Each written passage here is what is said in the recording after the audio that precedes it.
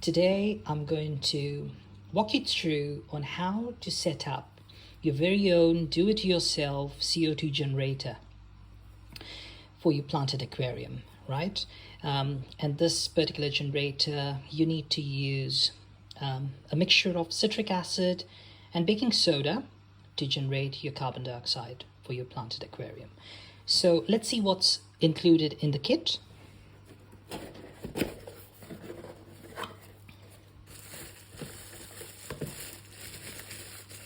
We've got the actual generator here.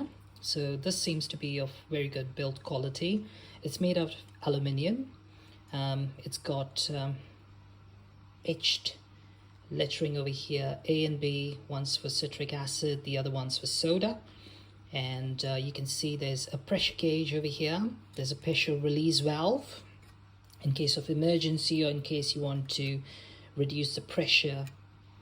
And you've also got the needle valve here on the right hand side, which you can increase or decrease depending on how much carbon dioxide you want to introduce into your aquarium, into your planted aquarium. So let's just put this to the side at the moment. What else is included here is we've got some magnetic anchors. I will show you how we would use them, and there's also a pair of check valves, inline check valves, so we'll just put that to the side.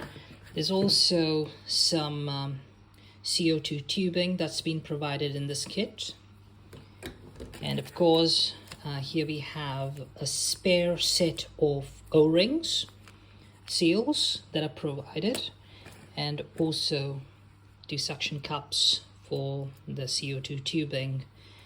This could be used for anchoring the tube onto your aquarium glass.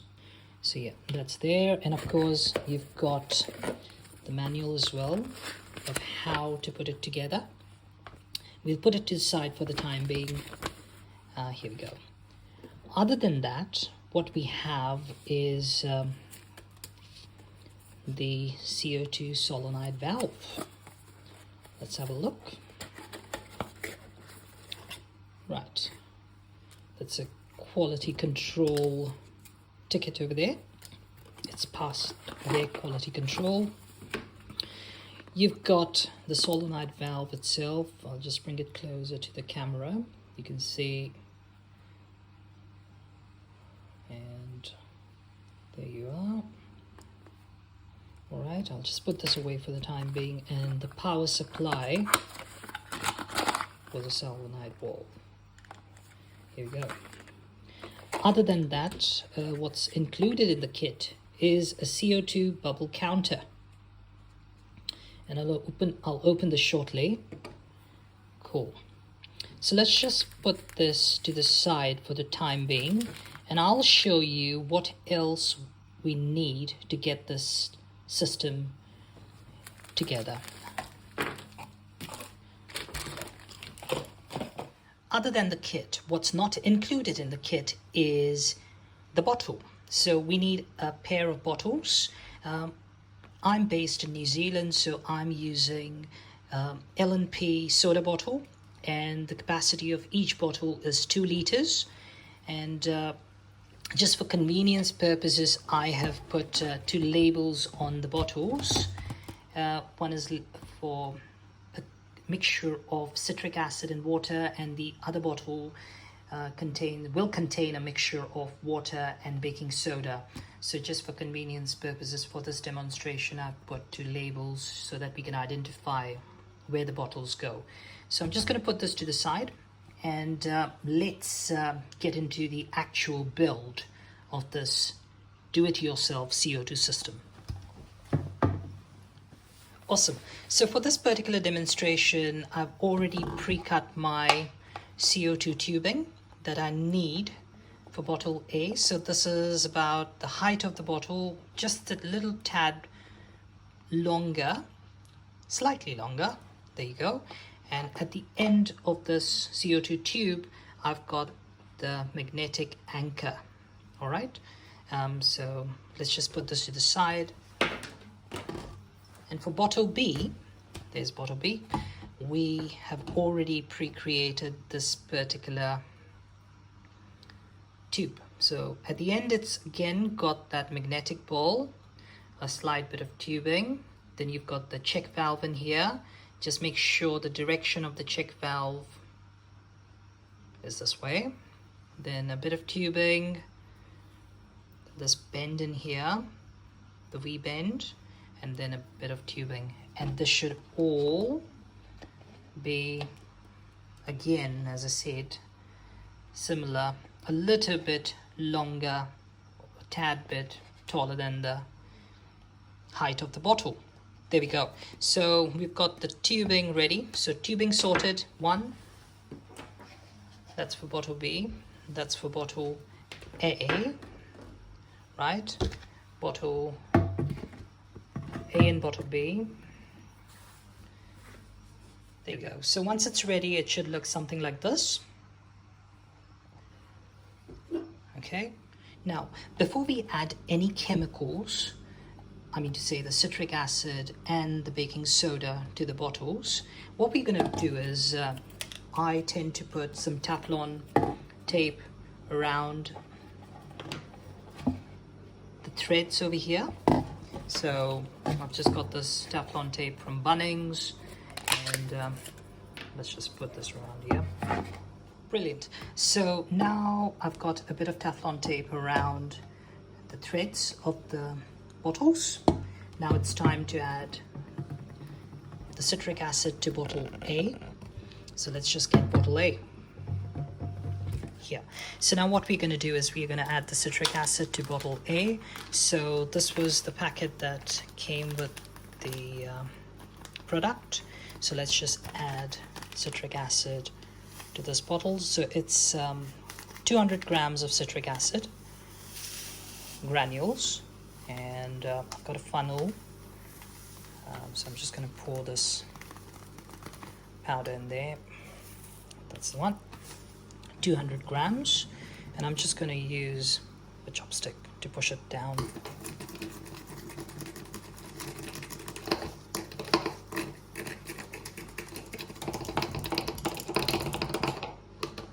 So you've added the dry powder citric acid. Now we're going to do something similar for the bottle B, where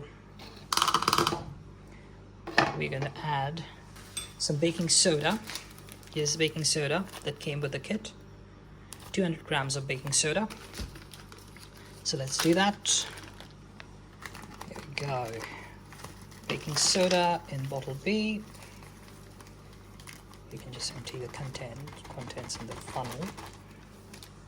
Here we go. Chopstick, just push it down. There you go.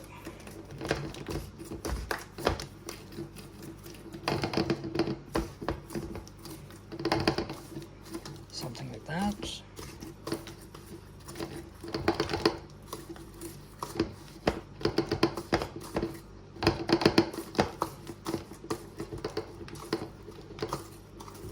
Almost there.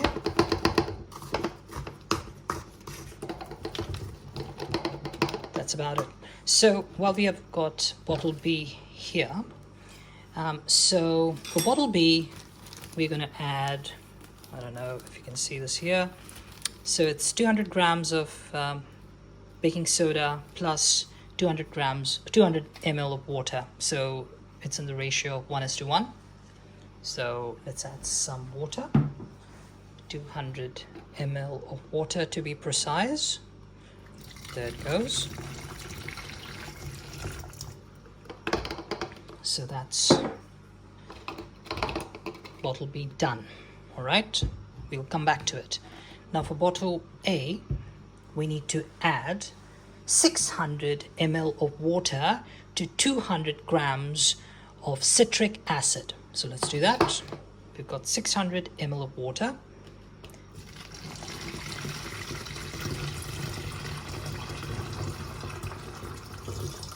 There you go. That's done. Don't need the funnel anymore.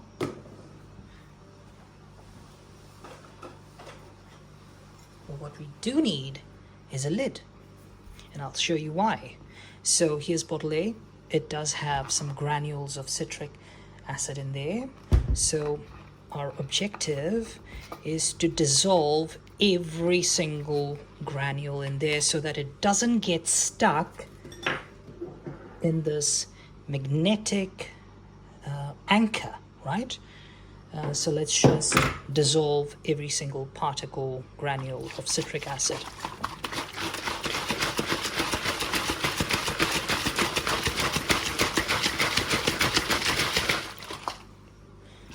I think that does the trick.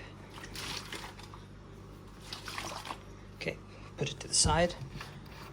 Now let's do the same thing for baking soda and water mixture, which is in the ratio of 1:1. Now bear in mind, it's not going to dissolve completely, all right? So whereas citric acid needs to be dissolved completely, baking soda and water, it's okay. So we just give this a bit of a shake. All right, and that's that. Awesome. So we've got, just making sure you can see that the crystals in here have dissolved in the water completely. That's for citric acid. Now let's put the lids. Here we go. So here's our CO2 generator, and what we're going to do is put this in. We're almost there, and we're just going to make sure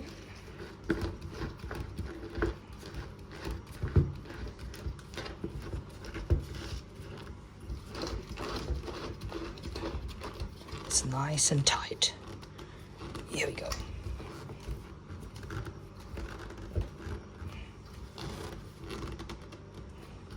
So bottle A and bottle B. So before we proceed further, now that we've got everything connected as we want to, it's nice to put some Teflon tape around over here as well on bottle B's top, right over here.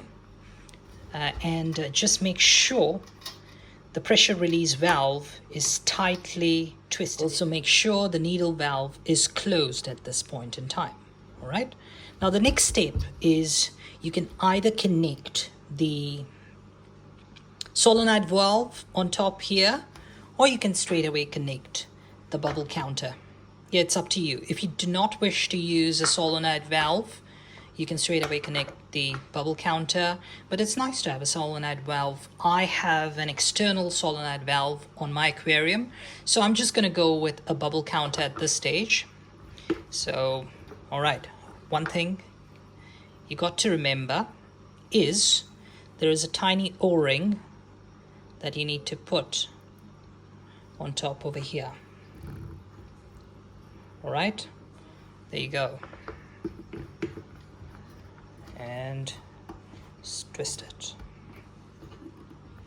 Awesome. Next, what we're going to do is we're going to add some water to our bubble counter. There you go. That's plenty. Awesome. And we're going to put this back together.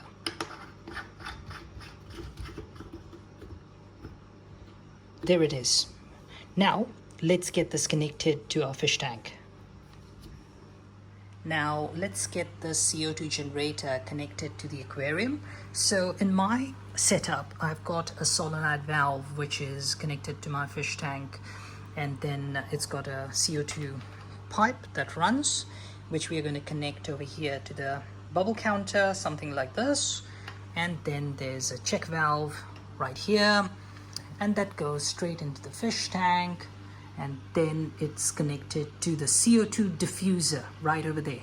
So that's a ceramic diffuser. Okay, so let's get into it. Let's connect this to the fish tank. So what we're going to do is we're just going to take this, put it something like this, push it down and secure it in.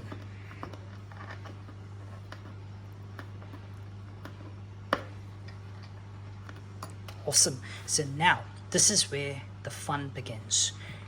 Right now the pressure is 0. There is no pressure. that's been created in the CO2 generator. So now let's get some CO2 generated. What we're going to do is we are going to squeeze bottle A so that the citric acid from bottle A goes into bottle B, which is the baking soda, which will then trigger a chemical reaction and generate carbon dioxide. So while I do that, you can watch. So I'm just going to squeeze bottle A, and as you can see,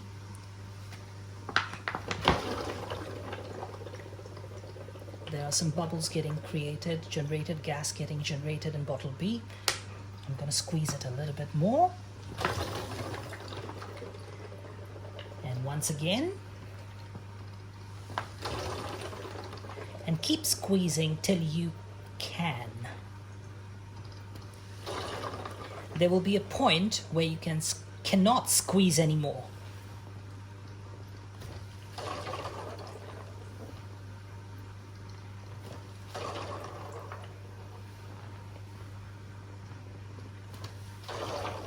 And now we're just going to give it a gentle swirl. And you can see the mixture in bottle B bubbling up. Let's have a look at the pressure. Earlier, the needle was at 0. Now there is some sort of pressure in the that's over here. So earlier on, there was no pressure whatsoever, but now you can see there's a bit of pressure that's been created. Okay, so let's see if we can squeeze a little bit more.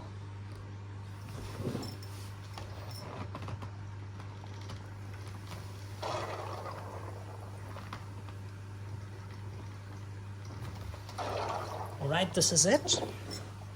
Beyond this point, it's impossible to squeeze it with my hands. So now, let's see if physics can come to the aid. So here's a trick. You can see what the pressure is in the bottle at the moment, right? It's below the green area. In order for the system to work, we have to bring this needle into the green area over here, right? We need to bring that needle over here in the green area. So let's do that. So just make sure the needle valve is closed. You know, no bubbles are getting generated. So here's the trick. We are going to turn it anti-clockwise towards us. And we're going to keep turning. You can see the bubbles here. We're going to keep turning until we hear a hissing noise.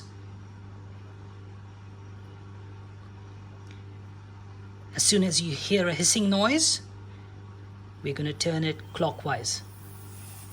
Hear that? Quickly turn it clockwise. And close it. Let's go and have a look at the pressure. So give it a good swirl. As you can see, the pressure gauge is going a little bit up, and it's going a little bit towards the green area, but it's not in the green area as yet. So let's do that trick once again. Turn the needle valve towards you until you hear a hissing noise. And then turn it clockwise. So hear that noise? This is where the citric acid gets pulled into bottle B, thus causing the pressure to rise again. So we might have to do this a couple of times till it goes into the green zone. Once again.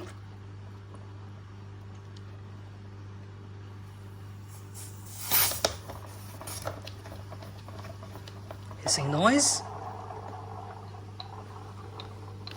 And we are in green. Here we go. So I'm just going to show it to you.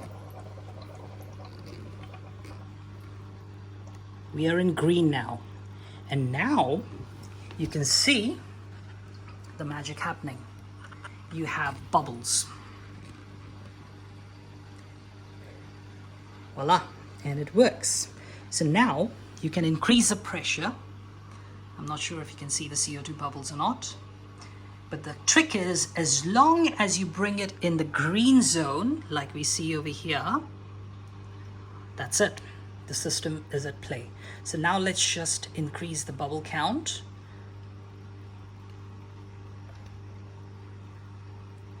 And you can see the CO2 getting generated here. There you go.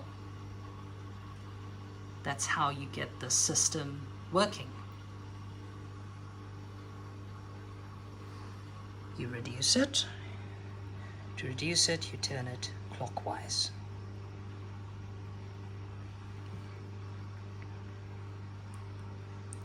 That's about it.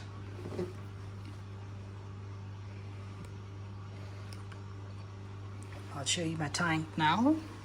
So this is my planted tank, and you can see the CO2 is getting generated, and it's all being generated using this DIY CO2 generator that we just set up, right? Let's increase it a little bit so that you can see some more bubbles of CO2 in the system.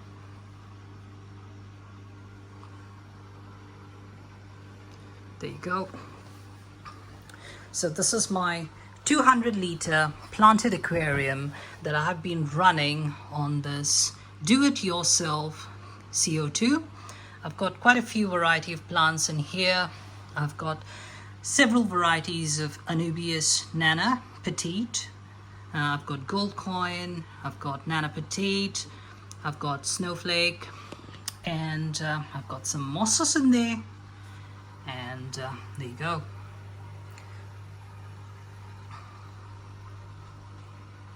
That's about it. You can see the CO2 back there that is getting diffused from the diffuser.